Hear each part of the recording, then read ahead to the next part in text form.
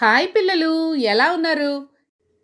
ఇప్పటి మన జాతీయ జెండా ఎలా రూపొందించబడిందో తెలుసుకునే ముందు మనం మన పురాణ ఇతిహాసాల నుండి కొన్ని విషయాలు గమనించాలి. ఈ జెండా కాన్సెప్ట్ అప్పటి నుంచే ఉంది. నిజానికి దేవతలందరికీ వారి వారి ధ్వజం అనేది ఉంటుంది. ధ్వజం అంటే జెండా అని అర్థం. ఇంగ్లీష్లో ఫ్లాగ్ అని అర్థం. ఇంద్రునికి ఉన్న ధ్వజానికి ఉత్సవం కూడా చేస్తారని మన కావ్యాలలో కూడా ఉంది. ఈ ధ్వజోత్సవం గురించి మన భరతనాట్య శాస్త్రంలో కూడా వర్ణించారు.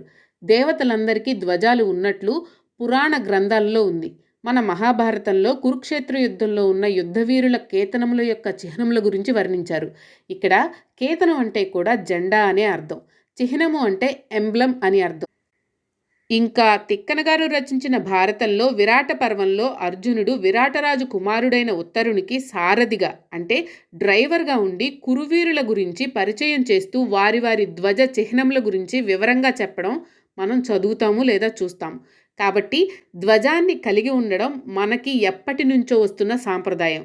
కేత చిహ్నము అంటే మన ఫ్లాగ్కి ఉండే ఎంబ్లం అనేది ఆ వీరుల ఉత్సాహాది గుణశీలాలకు ప్రతీక. అంటే ఎంతూజియాస్టిక్ క్వాలిటీస్కి సింబల్ అన్నమాట.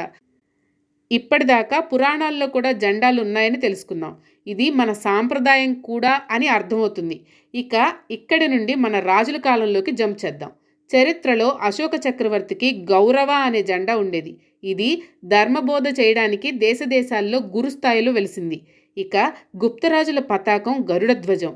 అలాగే మన దేశాన్ని పాలించిన రాజులందరికీ వారి వారి జెండాలుంటాయి. రాజా ప్రతాపుని జెండా ఎర్రనిది. దానిలో సింహం యొక్క చిహ్నం ఉంటుంది. ఛత్రపతి శివాజీకి ఖడ్గప్రతిమ కలిగిన భగవా అనే జెండా ఉండేది. ఈ జెండాల సంప్రదాయం మనకే కాదండోయ్, 18th సెంచరీలో మన దేశంలో బ్రిటిష్ వాళ్ళ యూనియన్ జాక్ ఎగరడం ప్రారంభమైంది. అంటే జెండా అనేది ఇతర దేశాలకి కూడా ఒక సాంప్రదాయమే. అందుకే ఇప్పుడు మనం అన్ని దేశాలకి వారి వారి జెండాల్ని చూస్తూ ఉంటాం. దేశాల దాకా ఎందుకండి, ప్రతి పొలిటికల్ పార్టీకి వారి వారి జెండాలు ఉంటూనే ఉండడం మనం చూస్తూ ఉంటాం కదా. సరే, ఇక మన జాతీయ జెండా ఎలా ఏర్పాటైంది, ఇది ఏర్పడక ముందు ఏం జరిగింది అనే విషయాలు చూద్దాం. బ్రిటిషర్స్ పాలనలో మన తాత ముత్తాతలు నానా కష్టాలు పడడంతో స్వాతంత్ర పోరాటం మొదలైంది. మన ఇండిపెండెన్స్ కోసం పాటుపడిన మన తాత ముత్తాతలు కాలక్రమేణా పతాకం రూపొందించాలని అనుకున్నారు.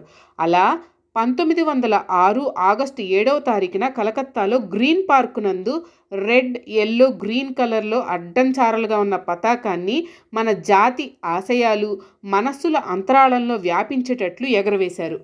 ఈ అడ్డచారులుగా ఉన్న జెండాలో ఎరుపు రంగు పట్టీపైన 8 పద్మాలున్నాయి. అవి తెల్లగా ఉన్నాయి. ఇక పసుపు రంగు పట్టీలో డార్క్ బ్లూ కలర్లో దేవనాగరి లిపిలో వందే మాతరం అని రాసి ఉంది.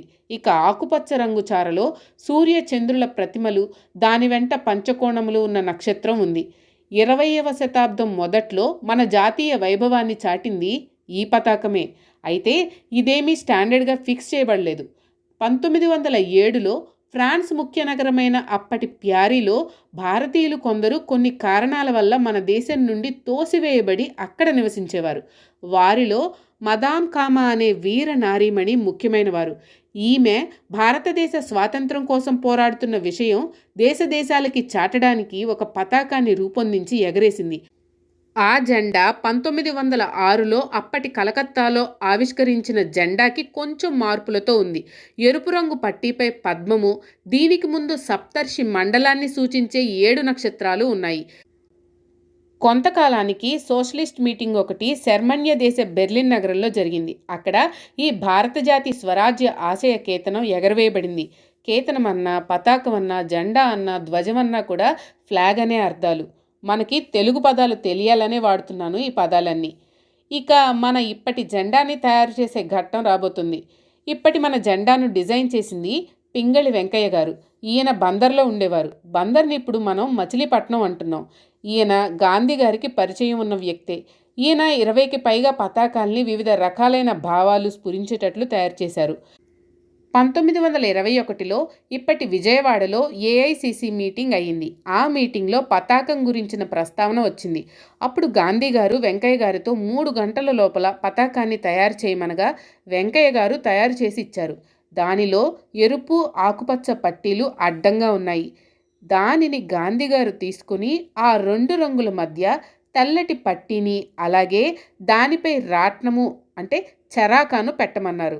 అలా రెడ్, గ్రీన్ కలర్ల మధ్యలో వైట్ కలర్, దానిపైన రాట్నం కూడా యాడ్ చేయబడింది.